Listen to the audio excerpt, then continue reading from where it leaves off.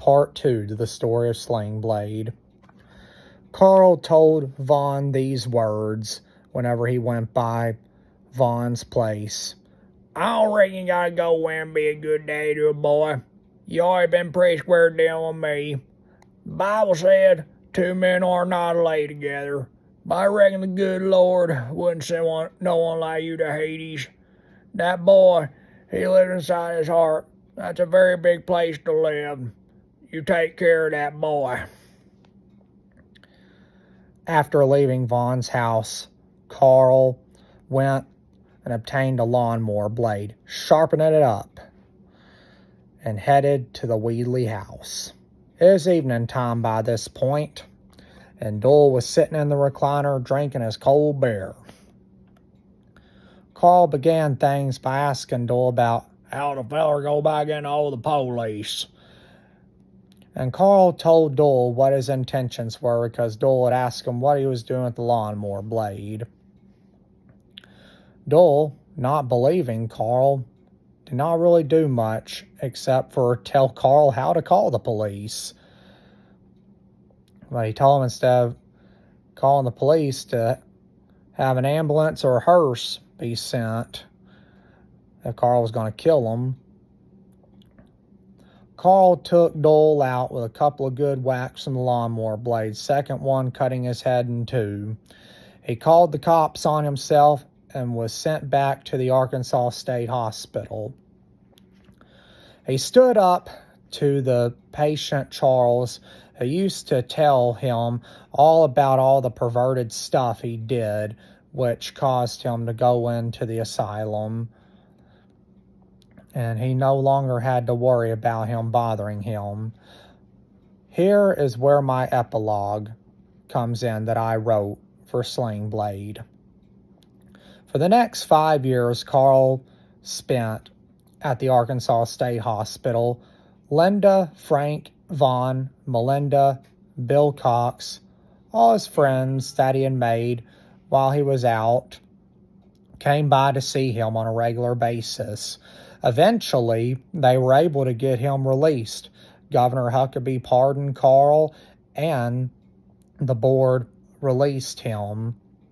Upon Carl's release from the Arkansas State Hospital, Carl was shown some great things that had been done for him while he was away.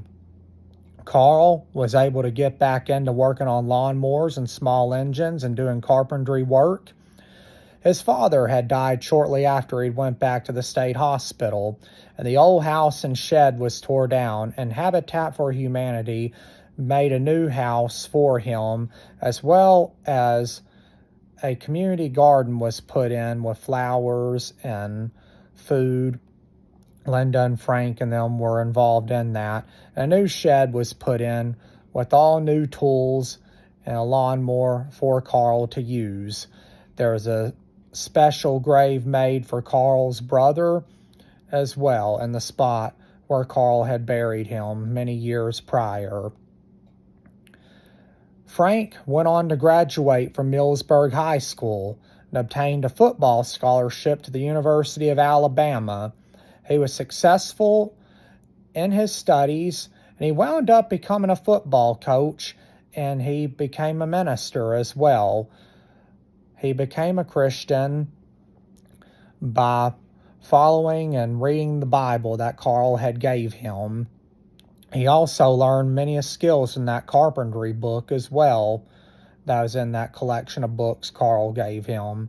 He got into hunting and fishing, has a YouTube channel, and has even done some acting as well. He's married to a lawyer and has a few kids now. Linda went on to take over the Hoochie's Dollar Store there in Millsburg shortly before Vaughn passed away in 2003. Vaughn gave her the store. In his will, he had it for her to take over. Melinda and Carl wound up getting together and getting married. And with the help of Linda and Frank, the Carl Childers Foundation was created. which is a foundation which helps out troubled youth.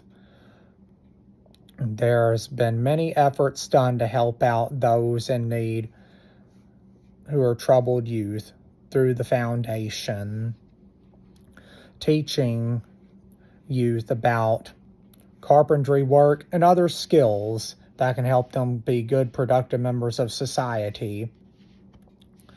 Bill Cox and Scooter Jennings and Mr. Wooldridge and the others have been good friends of Carl and Linda and Frank for a long time. Carl and Melinda still live in their house up there in Millsburg, and Mr. Wooldridge is now retired from the state hospital. Yes, the folks from Millsburg have done pretty well for themselves. The former band members of Doyle Hargraves actually made it pretty big for themselves after Doyle was killed.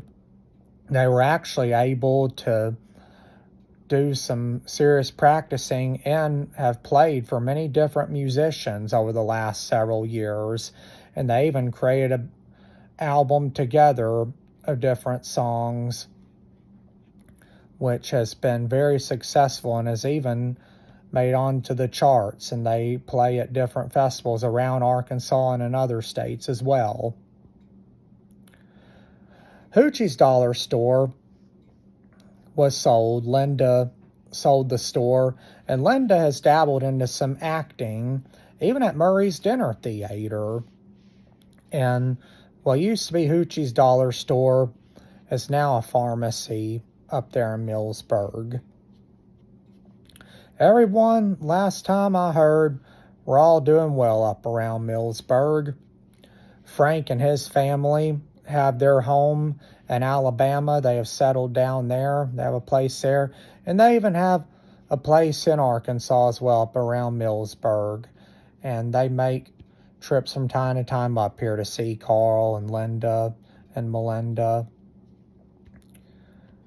And it's really great to see how, despite all the challenges they faced nearly 30 years ago, they are doing well. Vaughn passed away in 2003, and he is missed dearly, and his memory continues to be a blessing to all those who knew him. Hope you all enjoyed my epilogue I created for Sling Blade. I never actually wrote it down. I just came up with the idea and I wanted to share it with you all. I really hope you all enjoyed it. And if any of you know any of the actors who played in Sling Blade, feel free to share it with them. I would not mind that at all. Y'all have a great day, and may God bless you all. All right, then.